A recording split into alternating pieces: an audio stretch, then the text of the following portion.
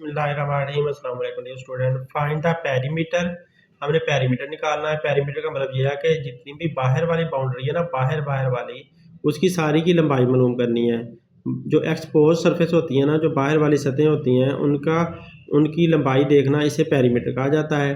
तो हमने पेरीमीटर मालूम करना है। And the area of the given figure. Area का मतलब है अंदर जितना भी इलाका कवर्ड है, वो सारा इलाका भी हमने बताना है कि वो कितना है। तो अंदर जितना भी इलाका कवर्ड है वो ये आधा सर्कल ये वाला है, जिसे सेमी सर्कल कहते हैं। आधा सर्कल ये वाला है, आधा सर्कल ये वाला है। तो इसका भी हमने एरिया मालूम करना है। और इसके अलावा ये अंदर एक ट्राइंगल बन रही है, सॉरी रेक्टेंगल बन रही है, रेक्टेंगल बन रही है चार कोनों वाली शेप। तो ये अंदर वाली जो रेक्टेंगल है, इसका भी हमने एरिया मालूम करना है। तो इस तरह से हमने टोटल एरिया इसका मालूम करना है। और इसके अलावा हमने इसका टोटल पेरीमीटर मालूम करना है। तो हम इसको हल करते हैं। तो स्टेप बाय स्टेप इसे सॉल्व करना है। देखें, जब पेरीमीटर आप मालूम करने जा रहे हैं तो आपको आधा सर्कल ये मिल रहा है और आधा सर्कल आपको ये मिल रहा है। और ये आधा सर्कल अगर मैं इधर काट कर लिखता हूँ तो देखें, मैंने यहाँ पर आधा सर्कल ऐसे काट कर लिख लिया। समझो मैंने ये वाला आधा हिस्सा जो है ना वो यहाँ पर लिख लिया है। तो अब मैं ये वाला आधा हिस्सा जो है वो यहाँ पर बना लेता हूँ। तो ये मैंने आधा हिस्सा ये वाला जो था वो भी यहाँ पर बना लिया। तो इस तरह से देखो, आधा हिस्सा ये, आधा हिस्सा ये मिलकर पूरा हिस्सा बन गया, पूरा सर्कल बन गया। और पूरे सर्कल का ये दरमियान वाला इसका डायामीटर है। और डायामीटर उसने कितना दिया हुआ है, 4 मीटर। तो 4 मीटर हमें इसका डायामीटर मिल गया 4। तो हमें डायामीटर भी मिल गया है और हमें एक सर्कल मिल गया।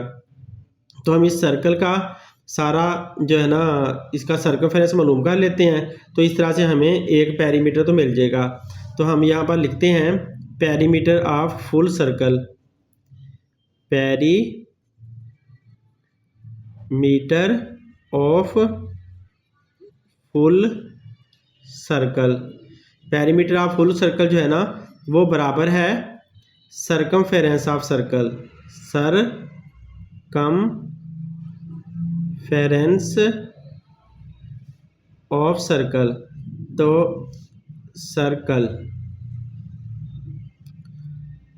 Circumference of circle. Perimeter of full circle जो होता है ना वो सर्कमफेरेंस ऑफ सर्कल ही होता है। तो ये दोनों एक दूसरे के बराबर होते हैं। तो सर्कमफेरेंस ऑफ सर्कल का आपको फार्मूला आता है। तो सर्कमफेरेंस ऑफ सर्कल का फार्मूला हम यहाँ पर लगा देते हैं। C is equal to 2πr। ये फार्मूला भी आप लगा सकते हो। दूसरा फार्मूला मैंने बताया था πd। तो πd वाला फार्मूला भी लगा सकते हो। तो क्योंकि यहाँ पर डायामीटर दिया हुआ है तो इसलिए πd वाला फार्मूला हम यूज़ कर लेते हैं आराम से। तो हमारे पास आंसर आ जाएगा। पाई क्या है, 22/7 है। डी क्या है, 4 है। मल्टीप्लाई बाय 4 कर दिया। तो अब हम इनको मल्टीप्लाई करते हैं और हमारे पास आंसर आ जाएंगे। फिर डिवाइड कर देंगे। तो C बराबर है 22 को 4 से मल्टीप्लाई करेंगे तो 4 2 ज़ार 8, 4 2 ज़ार 8, 88/7 ये बन जाएगा। अब इसको 88 को 7 पर हमने डिवाइड करना है तो हमारे पास फाइनल आंसर आ जाना है। तो 88 डिवाइड बाय 7 किया, 7 1 ज़ार 7, माइनस किया 1 आया, ऊपर से 8 उतारा, 7 2 ज़ार 14, माइनस किया 4 आया, फिर ऊपर पॉइंट लगाया, यहाँ 0। तो यह आंसर आएगा 7 5 ज़ार 35, माइनस किया फिर से 5 आया तो 0 लगा लेंगे। 7 7 ज़ार 49, तो 7 7 ज़ार 49, माइनस किया तो रिमाइंडर 1 आया। आगे चलता जा रहा है। 12.57 हमारे पास आंसर आ गया किसका, सर्कमफेरेंस का। 12.57 सर्कमफेरेंस ऑफ सर्कल का आंसर आया, यानी कि पेरीमीटर ऑफ फुल सर्कल का ये आंसर आया है। तो ये किस में आएगा, इसको आप लिख लो, क्योंकि हमारे पास ये मीटर में दिया हुआ है तो लिहाजा मीटर स्क्वायर में ये आंसर आएगा। अभी तक हमारे पास एक जो सर्कल था बन रहा था ना, यहाँ पर एक जो सर्कल बन रहा था, अभी तक सिर्फ उसका पेरीमीटर आया है। अब ये वाले दोनों पेरीमीटर हमने, ये जो साइड्स हैं इनका हमने उसके अंदर शामिल करना है अभी।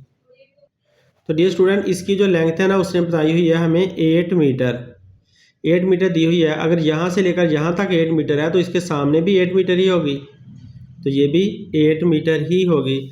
तो दोनों ये 8 मीटर हैं, तो इनको भी आपने इसके अंदर प्लस कर देना है ताकि आपके पास पूरा फुल पेरीमीटर आ जाए। तो आप यहाँ पर लिख देते हैं पेरीमीटर ऑफ फुल शेप, ऐसे लिख देते हैं पेरीमीटर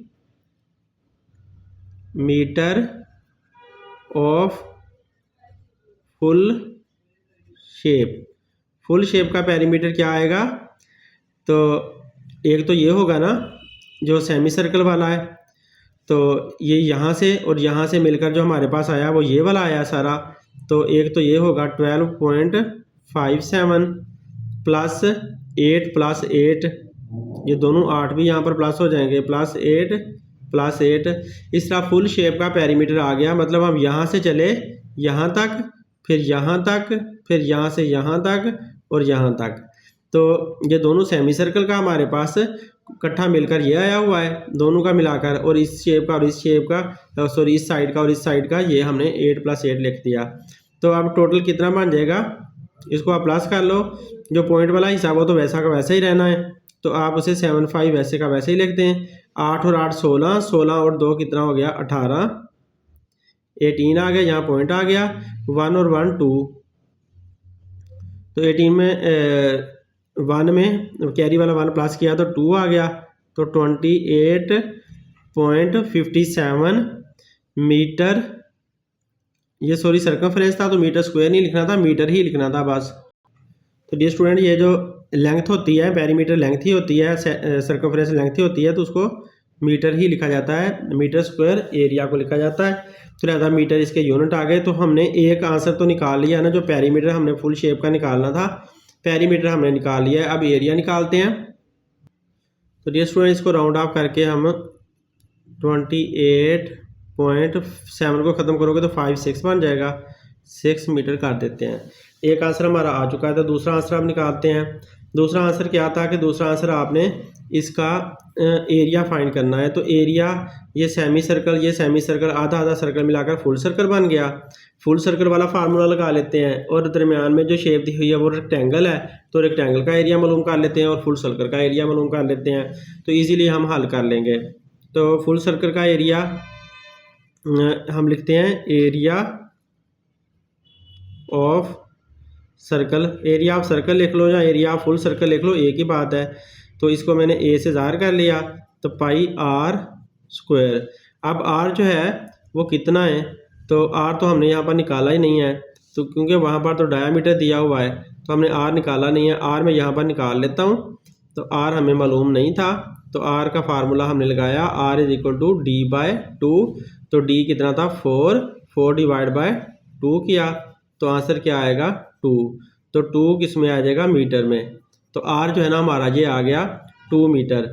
तो अब हमने आर की जगह 2 मीटर लिख देना है, पाई की जगह 22/7 और आर की जगह पर 2 और 2 का स्क्वायर आ गया क्योंकि ऊपर स्क्वायर है। अब इसे हल कर लेते हैं। तो 22/7 और 2 का स्क्वायर का मतलब है 2 मल्टीप्लाई बाय 2, और इस तरह से हमारे पास जो आंसर आए वो आया 2 2 ज़ार 4, 4 2 ज़ार 8, 4 2 ज़ार 8, तो ये आया 88/7। देखें ना, 2 2 ज़ार 4, 4 2 ज़ार 8, 4 2 ज़ार 8, 88/7 आता है आंसर। तो 88/7 हमारे पास पहले भी आया हुआ है, देखें 88/7, उसका आंसर हमारे पास 12.57 आया हुआ है। तो 12.57 हम यहाँ पर इसका आंसर लिख देते हैं क्योंकि हमने पहले इसकी डिवीज़न की हुई है। तो लिहाजा लिख दो 12.57, ये हमारा किसका आंसर आया, एरिया का, और ये किस में आएगा, मीटर स्क्वायर में। तो एरिया का आंसर आ गया मीटर स्क्वायर में, और ये किसका एरिया आया, ये एरिया आया है फुल सर्कल का। अब हमने जो अंदर रेक्टेंगल बनी हुई है उसका एरिया निकालना है। ये जो अंदर रेक्टेंगल है, रेक्टेंगल को मैं यहाँ बाहर निकाल कर बना कर दिखा देता हूँ। ऐसे हमारी ये रेक्टेंगल बनी हुई है। तो इस रेक्टेंगल की उसने जो लेंथ है हमें वो 8 मीटर बताई हुई है, और उसने ये भी बताया हुआ है कि यहाँ से लेकर यहाँ तक ये 4 मीटर है।